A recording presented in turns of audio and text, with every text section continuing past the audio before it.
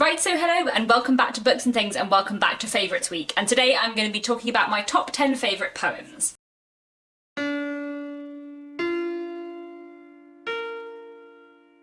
Now, I don't read as much poetry as I do most of the other forms of literature that I'm talking about this week, but there are some poems that I really love and some poems that have had a big impact on me and that I'm really fond of. So I thought it would still be nice to do my top 10 favourite poems. Unlike my video on short story collections, this is going to be my top 10 favourite poems rather than poetry collections, because my taste in poetry tends to vary quite a lot, and I feel like I like individual poems a lot, but there aren't that many collections that I love entirely as a whole. And also because some of these poems are quite old poems, they're often published in different editions and different collections. So yes, individual poems. I will read some of these out. I won't necessarily read all of them, because some of them are slightly longer poems, but we shall see. At number 10, I have The Angel of the North by Jen Campbell. Jen Campbell is a booktuber. You may have seen her videos, and I will link her channel down below. And this poem, The Angel of the North, comes from her recent poetry collection, The Girl Aquarium. There are a lot of poems I love in this collection, but the one I love the most is The Angel of the North. I think it's really beautiful and just really nicely done. The Angel of the North, if you don't know, is like a big metal statue thing in the north of England, which is a bit random, and I just like what she did with that in this poem. I am going to try and read this poem, but it is supposed to be read in a Yorkshire accent, and obviously I do not have a Yorkshire accent, and I cannot do a Yorkshire accent, so we're just going to have to bear with me for this. The Angel of the North.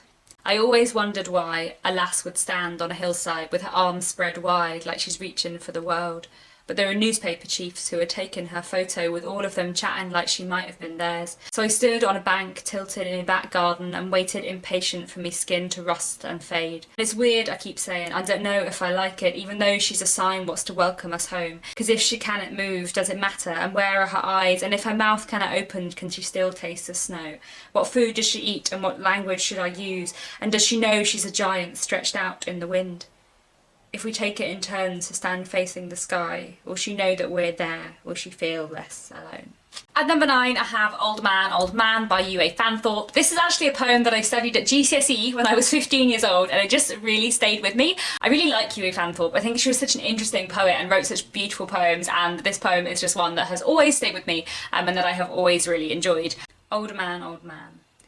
He lives in a world of small recalcitrant things in bottles with tacky labels. He was always a man who did it himself. Now his hands shamble among clues he left for himself when he saw better, and small things distress. I've lost the hammer. Lifelong adjuster of environments, lord once of shared garage and garden, each with its proper complement of tackle.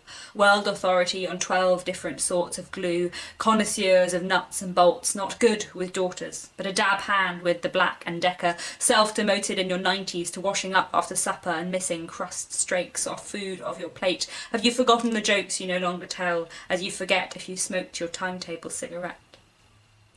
Now television has no power to arouse your surliness. Your wife could replace on the walls those pictures of disinherited children and you wouldn't know. Now you ramble in your talk around London districts, fretting at how to find your way from Holborn to Soho, and where is Drury Lane. Old man, so obdurate in your contracted world, living in almost dark, I can see you. You said to me, but only as a cloud, when I left you tried not to cry. I love your helplessness. You who hate being helpless. Let me find your hammer. Let me walk with you to Drury Lane. I am only a cloud. At number 8, I have Since by W.H. Auden. This is a poem that I really love. I really like Auden in general. I think he's a really good poet, and a poet whose work I always enjoy, and I think who has a really nice blend of wit with emotion. So yeah, Since is one of my favourite poems by him. I don't think it's a very well known poem. I was scouring the internet trying to find a version to read because my edition of Auden poems is back at my parents' house. I don't have it with me in my flat. And it took me a very long time to find it, but there we go. Anyway, Since. On a mid-December day, frying sausages for myself, I abruptly felt, under fingers 30 years younger, the rim of a steering wheel on my cheek, the parching wind of an August noon, and a passenger beside me, you as then you were. Slap across a veg-growing alluvial plain, we raced in clouds of white dust, and geese fled screaming as we missed them by inches, making a beeline for mountains, gradually enlarging eastward, joyfully certain nightfall would occasion joy. It did. In a flagged kitchen we were served boiled trout and rank cheese. For a while we talked by the fire, then, carrying candles, climbed steep stairs. Love was made, then and there. So halcyon soon we fell asleep to the sound of the river swabbling through a gorge. Since then, other enchantments have blazed and faded. Enemies changed their address, and war made ugly an uncountable number of unknown neighbours, precious as us to themselves. But round your image there is no fog, and the earth can still astonish. Of what, then, should I complain? Pottering about a neat suburban kitchen. Solitude? Rubbish. It's social enough with real faces and landscapes, for whose friendly countenance I at least can learn to live with obesity and a little fame.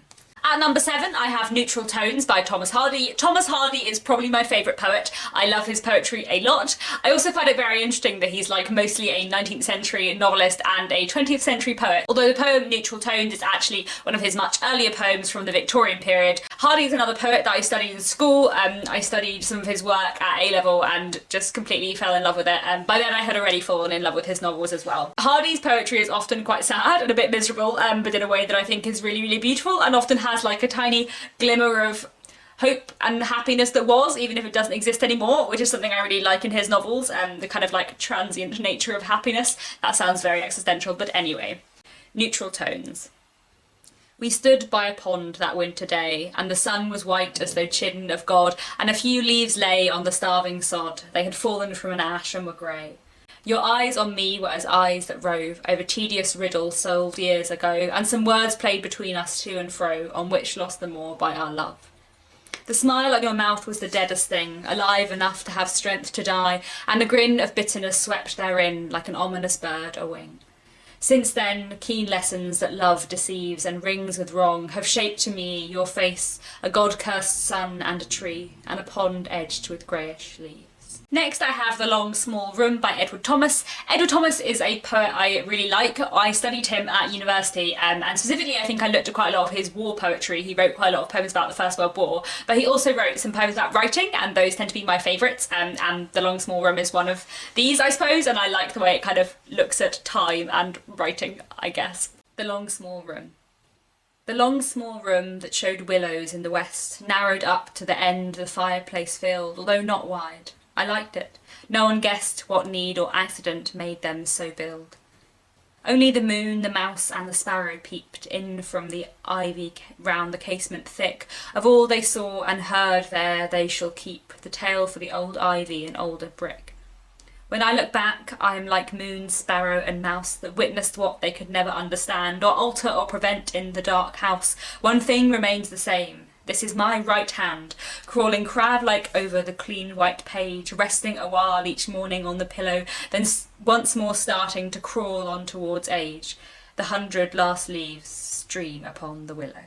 At number 5, I have Said I by Weena Wonders. This is a fantastic poem, and Weena is a fantastic poet. She is a booktuber. I will link her channel down below, and on her channel she has made several poetry videos that are like kind of spoken word poetry set to music and film footage, and Said I is one of these, and I love it a lot. I rewatch it like all the time. I am not going to attempt to read this poem out. One, because I don't have it written down, because it is sort of more spoken word, and also because it's more spoken words, I can't like do justice to the rhythm. I won't be able to do that. However, I'm going to just play you the beginning. I'm going to see how this works on sound, but we will find a way. You see, I grew up in the South. I had it too easy. I thought I would become a doctor. I couldn't help it. I realized my father wouldn't stop dying, so I changed my mind. I believed my professor when he said questions of science and progress did not speak as loud as his. He said he never meant to cause me trouble. He said confusion never stops. I'm not going to play the whole thing because it's like 3 minutes long, but it is such a fantastic poem, and I will link that video down below so you can go and watch it. I love the poem itself so much in the way it looks at sort of growing up in a way. I think a lot of it is to do with kind of growing up and choices made growing up. I love like the way Weena uses words and language is just amazing and so beautiful and so cleverly done, and the way she uses rhythm, especially when sort of reading her poetry aloud, I think is fantastic. I love Sedai a lot, and yeah, you should all go listen to it. And I think the way like in the video the music and the footage works with the words is just fantastic. At number 4 I have The Convent Threshold by Christina Rossetti. I love Christina Rossetti. She is another poet I studied at A-level. There's quite a lot of poets on this list actually that I've studied, I think partly because I enjoy studying poetry quite a lot, and I think I sometimes get more out of poetry when studying it than I do from when just reading it myself. Christina Rossetti is a fantastic Victorian poet. I love her. I love her use of language and the themes she explores, and the oddity of her poems sometimes, and how kind of obscure they are, but at the same time you get a sense of meaning from them. One of her most famous poems is Goblin Market, which I really recommend, but my favourite is another long poem called The Convent Threshold. I'm not going to read it all because it's several pages long, but let's read the beginning. The Convent Threshold. There's blood between us, love, my love. There's father's blood, there's brother's blood, and blood's a bar I cannot pass. I choose the stairs that mount above, stare after golden skyward stare, to city and to sea of glass. My lily feet are soiled with scarlet mud which tells a tale of hope that was, of guilt that was, of love that shall not yet avail. Alas, my heart, if I could bear, my heart, that selfsame stain is there. I seek the sea of glass and fire, to wash the spot, to burn the snare. Low stairs are meant to lift us higher, mount with me, mount the kindled stair. One of the things I love about Christina Rossetti is the way she uses rhythm and how her poems are quite fast and frantic, and it's really hard to read them slowly. I mean, I find anything hard to read slowly, but yeah, I love her work a lot. Would highly recommend Christina Rossetti. At number 3 I have Long Distance 2 by Toni Harrison. Toni Harrison is a fantastic poet, and one of the few poets I discovered entirely on my own and never studied or was never pushed towards. As a teenager I remember buying a collection of sort of a real wide selection of poems, and in that I came across Long Distance 2 by Toni Harrison and just wept after having read it, and I loved it. It remains one of my absolute favourite poems. I think it's fantastic. I think it's a beautiful look at grief and family, and disparate family connection, and I just think it's so good. I love the whole collection it's from actually, which is called The Queen's English. I think Toni Harrison's such an interesting writer, and one of the things I love about him is the way he writes about language, and about words, and also about class and loss and grief and family, and kind of struggling to make yourself understood by the people around you. So, Long Distance 2. Though my mother was already 2 years dead, Dad kept her slippers warming by the gas, put hot water bottles her side of the bed, and still went to renew her transport pass. You couldn't just drop in, you had to phone. He'd put you off an hour to give him time to clear away her things and look alone, as though his still raw love was such a crime. He couldn't risk my blight of disbelief, though sure that very soon he'd hear her key scrape in the rusted lock and end his grief. He knew she'd just popped out to get the tea. I believe life ends with death, and that is all. You haven't both gone shopping. Just the same, in my new black leather phone book there's your name, and the disconnected number I still call. My second favourite poem of all time is Le Man from this little collection. This is The Emerys by Richard O'Brien. Last time when I did my top 5 favourite poems, I think this was number 4, and this has just gone up to number 2 apparently, because I just love it a lot. And it's a poem that comes back to me a lot, and I love it. I think it's a really beautiful poem about love and about domesticity, and it's about everyday love, I suppose, is the best way to talk about it. It's a love poem that is about small details of everyday life, and that is one of the things I really like about it. Le Man. Lover, slumberjack, roll over in your clown pyjamas. Wonder if it's really all from here true comfort comes, from ticket stubs and hotel breakfast deals and cooking meals together. Chop for you and save what's left the way you ask me to, and stock the fridge for you with juice, lemon parfait, 2 kinds of cheese with unfamiliar names, salmon for bagels, share a single plate. The little rituals I assimilate, like washing rice, wearing more red, and sleeping on just one side of the bed. Though sometimes your first night away on yours. So find me in the kitchen where I'll kiss your neck and whisper in your ear how I like the way you dislike things more than I like the way most people like the things they like, and feel like this could be the future, leaning lightly on your shoulder, cracking jokes about your thermal stockinged legs. I can't believe the way you poach those eggs. But my favourite poem of all time is another Thomas Hardy one, and it is from his 1911 to 1912 cycle. I think it's 1911 to 1912, 1912 to 1913. I was very, very close. This series of poems are a series of poems that Thomas Hardy wrote after the death of his first wife, who he had been estranged from for many years before her death. And in response to her death, he wrote some absolutely incredible poems. I love a lot of them, but my favourite one is At Castle Potter L, which is my favourite poem, and I just love it so, so much. At Castle Potter L. As I drive to the junction of lane and highway, and the drizzle bedrenches the wagonette, I look behind at the fading byway, and see on its slope, now glistening wet, distinctly yet, myself and a girlish form benighted, in dry March weather, we climb the road beside a chaise. We had just alighted, to ease the sturdy pony's load, when he sighed and slowed. What we did as we climbed and what we talked of matters not much, nor to what it led, something that life will not be balked of, without rude reason till hope is dead and feeling fled. It filled but a minute, but was there ever a time of such quality, since or before in that hill story? To one mind never, though it has been climbed foot swift, foot sore by thousands more. Primeval rocks form the road's steep border, and much have they faced there first and last, of the transitory in earth's long order, but what they record in colour and cast is that we shew past. And to me, though time's unflinching rigour, its mindless route, has ruled from sight the substance now, one phantom figure remains on the slope as when that night saw us alight. I look and see it there, shrinking, shrinking. I look back at it amid the rain, for the very last time, for my sand is sinking, and I shall traverse old love's domain, never again. What I like about Thomas Hardy, and what I like about that poem, and the whole 1912 to 1913 cycle, is the exploration of and beauty to be found in a love that did exist, even if it faded.